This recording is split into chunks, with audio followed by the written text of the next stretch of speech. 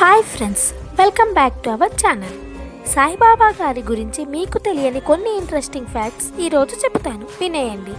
వీడియోని చూసే ముందు మీలో ఎంతమందికి ఆ సాయిబాబా గారు అంటే ఇష్టమో అన్ని లైక్స్ వస్తాయని ఆశిస్తున్నాను. Let's continue the video.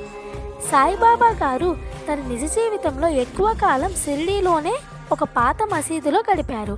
దానికి ఆయన ద్వారకామయ్య అని పేరు పెట్టారు. రెండవది, బాబా గారి నోటి నుండి తరచుగా వచ్చే మాట ఏంటో తెలుసా? అల్లా మాలిక్. అలా అని ఎందుకు అంటారు అంటే భగవంతుడు అందరికీ ఒక్కటే అని చాటి చెప్పారు. మూడవది, ద్వారకామాయిలో బాబా గారు వెలిగించిన అగ్నిని ధుని అని అంటారు. అది నేటికి షిరిడీలో నిరంతరం వెలుగుతూనే ఉంటుంది. ఆ ధుని నుండి వచ్చే బూడిదనే ఊది అని పిలుస్తారు. అదే విభూది. దీన్ని ప్రతి ఒక్క భక్తులు ధరిస్తారు. సాయిబాబా గారు తాను చనిపోయే ముందు 11 సూక్తులను తన భక్తులకు చెప్పారు. అవి ఏమిటంటే, మొదట సూక్తి, షిరిడీలో ఎవరైనా ఒక్కసారి అడుగు పెడితే సరి, వారి కష్టములన్నీ తీరిపోతాయి. రెండవ సూక్తి, ద్వారకామాయ మెట్లు ఎవరైతే ఎక్కుతారో వారు నిరుపేదైనా సరే సుఖ సంపదలు లభిస్తాయి.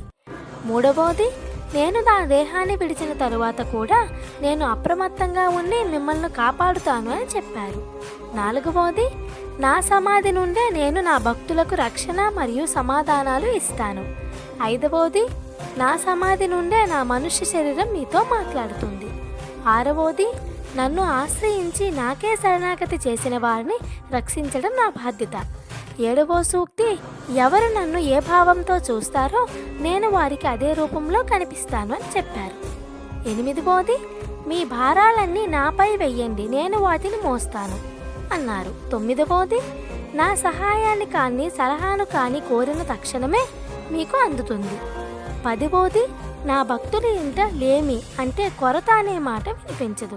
ఇక చివరిగా 11వ సూక్తి, నేను నా సమాధి నుండే సర్వకార్యములు నిర్వహిస్తాను అని చెప్పారు.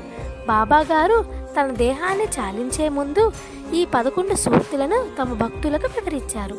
తెలుసుకున్నారు కదా ఫ్రెండ్స్. మరిన్ని ఇలాంటి ఇంట్రెస్టింగ్ వీడియోస్ కావాలి అనుకుంటే మా ఛానల్ని సబ్స్క్రైబ్ చేసుకోండి. కమెంట్ బాక్స్లో ఓం సాయిరామ్ అని కమెంట్ చేయండి. Thanks for watching.